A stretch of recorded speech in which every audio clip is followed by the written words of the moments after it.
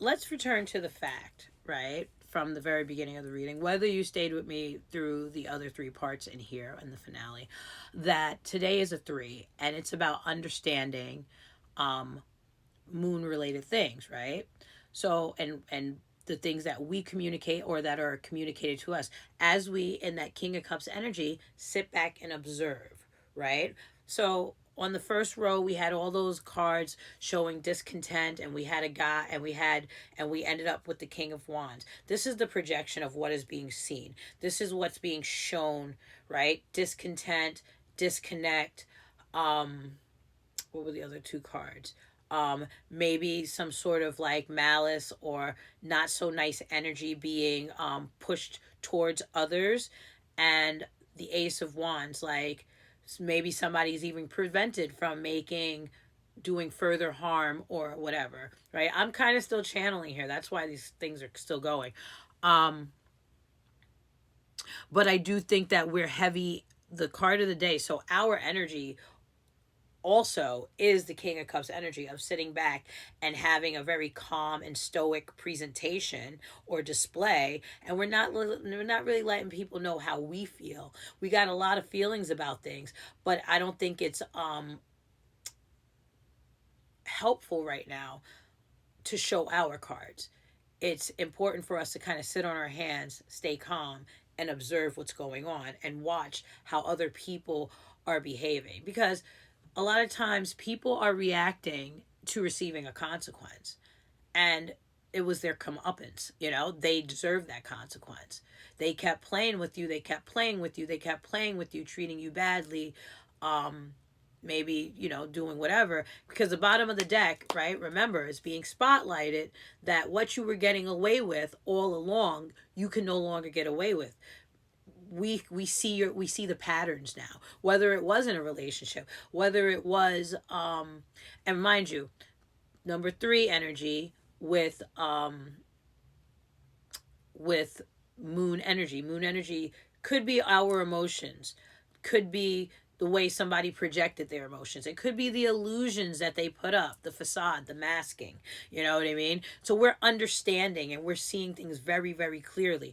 That high priestess in reverse could be a revelation and an understanding, and kind of being standing outside and seeing the patterns and the whys, and the hows and the whats and the ways people were doing things, and the way people were coming out, because we also had that Eight of Air, and the Eight of Air is like a mental prison. So it could be the way somebody thinks, and you could see the limitations and the barriers that they operate within. And you can, like, it's, I feel this energy of really seeing the entire picture, and you might have these opinions in the but you're keeping them to yourself. You're like just kind of sitting back and just saying, see.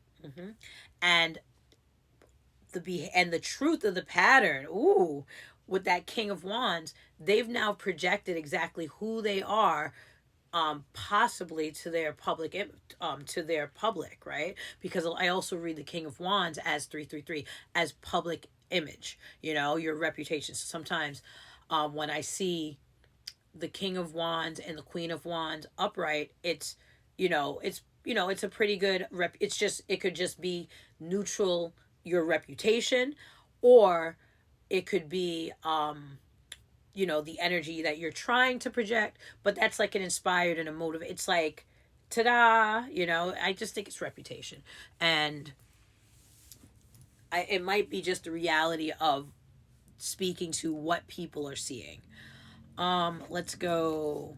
Intention.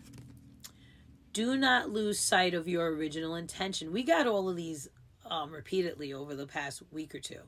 Do not lose sight of your original intention. Check inside your heart to see if the path you are traveling fits in with your original hopes and aspirations. If not, take action, take control, steer your life back on course. So if some sort of conflict, or something that you might have had with somebody or a situation has you off track, this is your indicator to pivot back onto, decide what your bigger picture is and go that way. And then we have Christos, always speaking on. He's showed up once or twice thus in the recent past, right? Like I'm talking like a few days ago.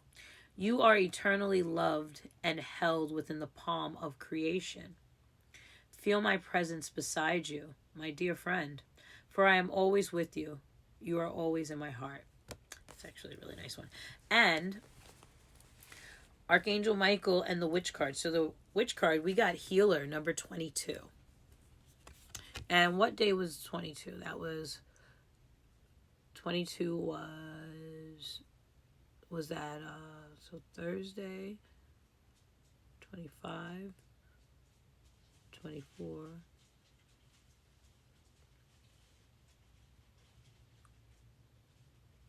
22. 22 was last Monday. It was the last moon's day, right? So it was a 5. It was, okay, I'm just kind of thinking in my mind. So you got Healer for the Witch card, right? And it's a number 22, which is a master number. And it equals a 4, so that's like governing, authority, parameters. And we also, when I did like a little moment clarifier, right? We got the 4 of wands, which, 11, 11, 22. All right. Listen as the medicine bleeds through her teeth. A river of mercy blessed by mother. Seen only by those who hold her mirror.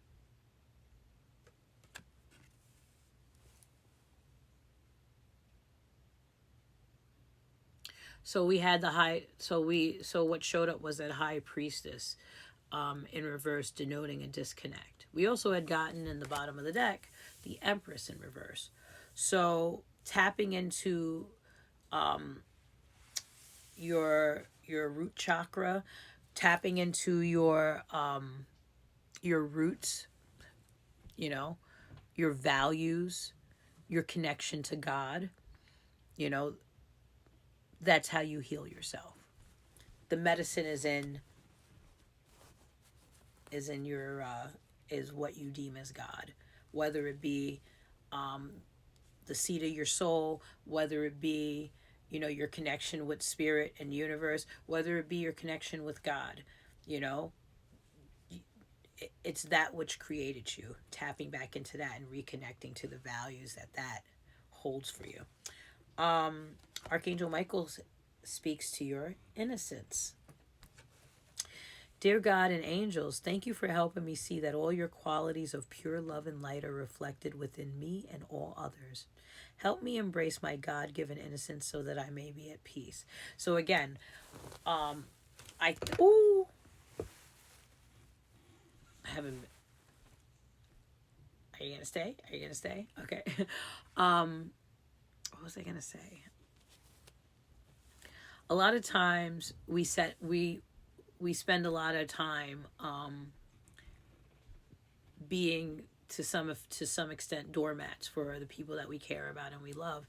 And when people don't hold us in the same regard that we hold them, and we kind of give them that little extra, we have them on a pedestal. And then when we start to I just have corn in my head. I just heard the Fall from Grace line right when I was talking about how we hold people in high regard and they don't reciprocate and match that energy and treat us in the dignified way that we deserve. And we get fed up, we get tired of abandoning ourselves, whatever, and we give them a consequence, which could be, as cold and striking as just removing our energy, or holding them accountable for how they've projected or shown up in our lives. And in that time that comes after you've given the consequence and you've made your move, their response could, you start to feel a little guilty, like you're hurting them, and you don't want to be as callous as them because you were never intending to be that way. But you kind of have to stand up for your own agency. So you feel guilty because of the consequence you give them, even though they deserve the consequence. And some of those people will take that victimhood and run with it. So don't fucking fall for it. But I don't think you will, because you got that 7 of air in reverse under the sun. So, you know exactly what they did, and you know exactly what they deserve. And I think you're standing on your business, and I'm happy for you. And let's see what Mars will bring for tomorrow. So thank you for your time. Like, share, follow.